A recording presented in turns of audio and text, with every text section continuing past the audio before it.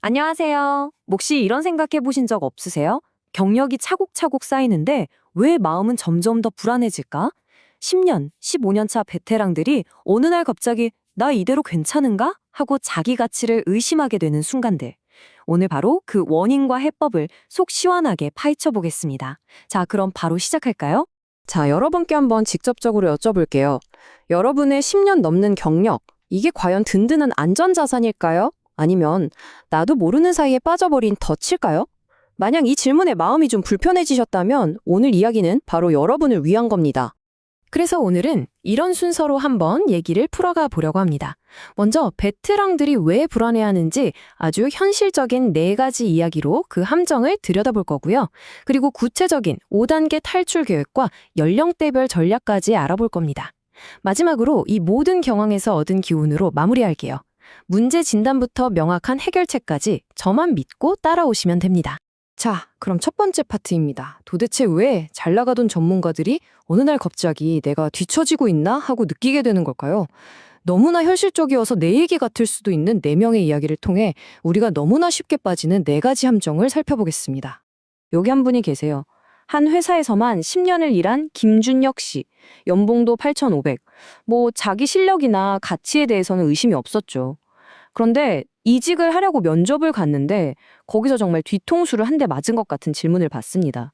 저희 회사에 와서 그쪽에서 쓰던 낡은 시스템 경험이 무슨 도움이 되죠? 이게 바로 첫 번째 함정, 갈라파고스화 효과입니다. 한 회사라는 섬 안에서 너무 오래 있다 보니까 나도 모르게 그 섬에서만 통하는 방식으로 진화해버린 거죠. 결국 이직 시장이라는 드넓은 대륙에 나왔을 때 내 기술은 아무 쓸모 없는 게 되어버리는 겁니다. 이 그래프를 보시면 정말 현실이 확 와닿으실 텐데요. 한 회사에만 쭉 있던 사람의 시장 범용 스킬, 그러니까 어디 가서나 먹히는 기술의 지수를 42%라고 해볼게요. 그런데 자주 회사를 옮기면서 경험을 쌓은 사람은 100%에 달합니다. 무려 58%나 차이가 나는 거예요. 회사에 충성한 결과가 역설적으로 내 시장 가치를 깎아먹은 셈이죠. 이번엔 12년 차 박수진 씨의 이야기입니다. 연봉 9천만 원. 이 정도면 안정적이라고 생각했죠. 그런데 정말 충격적인 일이 벌어집니다. 경력 5년 차밖에 안 된 후배가 AI 기술 좀 다룰 줄 안다는 이유로 연봉 1억 2천에 다른 회사로 스카웃되는 걸 본 거예요. 이것이 바로 두 번째 함정, 시장 가격 역전 현상입니다. 시장이 지금 당장 원하는 새로운 기술의 가치가 오랫동안 쌓아온 전통적인 경력의 가치를 그냥 확 추월해버리는 거죠. 한마디로 말해서 연차가 더 이상 여러분의 몸값을 보장해주지 않는다는 아주 무서운 얘기입니다. 자, 이 표가 모든 걸 말해주고 있죠? 수진 씨는 12년 동안 프로세스 관리 전문가로 일했고 후배는 5년 동안 AI랑 머신러닝 같은 신기술을 다뤘어요. 결과는 연봉이 완전히 뒤집혔습니다. 심지어 한 연구에 따르면 최신 기술을 가진 5년 차의 연봉이 전통적인 업무를 한 15년 차보다 평균 28%나 높다고 해요. 다음은 이동욱 씨입니다. 15년 동안 한 회사에 정말 모든 걸 바친 분이었어요. 연봉 1억 원을 받는 부장이었죠. 그런데 회사가 갑자기 구조조정을 시작한 겁니다. 그의 15년이라는 시간과 경력은 아무런 방패가 되어주지 못했습니다. 이게 바로 세 번째 함정, 다니엘 장애점의 위험입니다. 투자를 좀 아시는 분들은 바로 감이 오실 거예요. 바로 몰빵의 위험이죠. 내 모든 경력, 기술, 인맥, 심지어 재정적인 안정까지 전부 단 하나의 회사에 걸어버리는 것. 그 회사가 흔들리면 내 인생 전체가 흔들리는 겁니다. 그리고 이 숫자는 정말 정신이 번쩍 들게 만듭니다.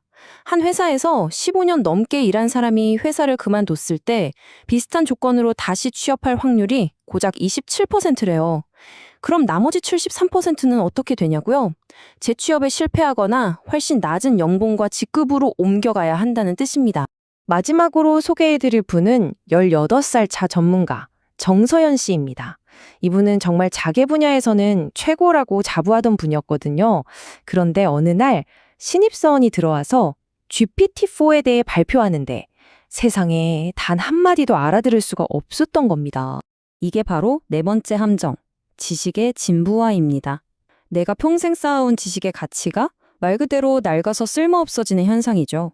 특히 IT 분야는 더 심각해서 기술의 반감기, 그러니까 지식의 가치가 절반으로 뚝 떨어지는데 걸리는 시간이 불과 2.5년밖에 안 된다고 합니다. 어제의 전문성이 오늘은 낡은 지식이 되는 거예요. 이 타임라인을 보시면 위기감이 정말 피부로 느껴지실 겁니다. IT 지식은 2년 반마다, 1번 비즈니스 지식도 5년마다 가치의 절반이 그냥 사라져버립니다.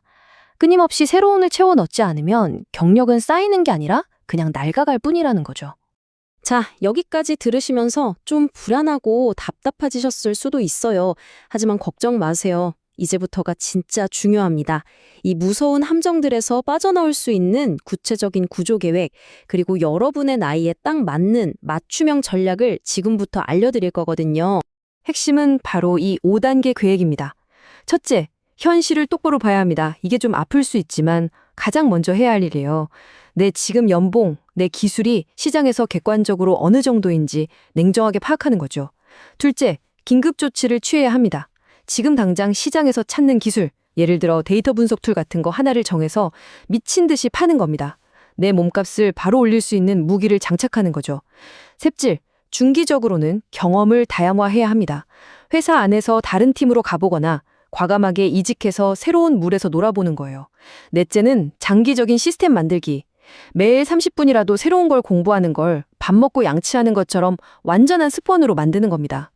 마지막으로 이걸 계속 점검해야 해요. 최소한 분기마다 한 번씩은 내 계획 잘 되고 있나, 내 시장 가치는 올랐나 하고 스스로 체크하고 계획을 수정해야 합니다.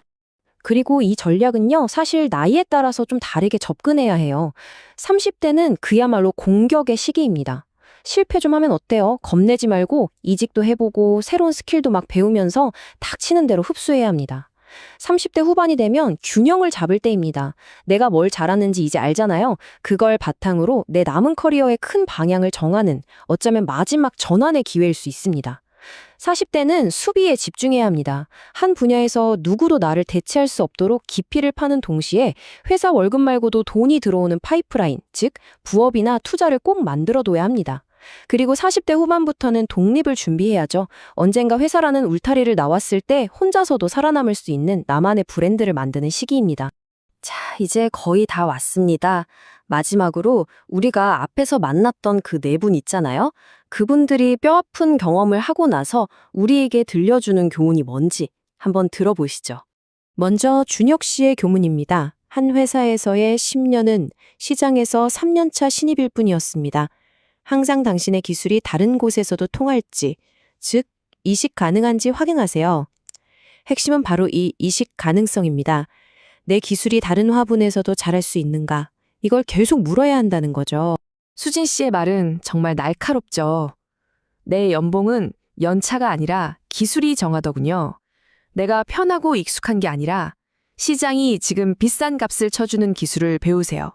동욱 씨의 경고는 정말 귀에 딱지가 않도록 들어야 합니다.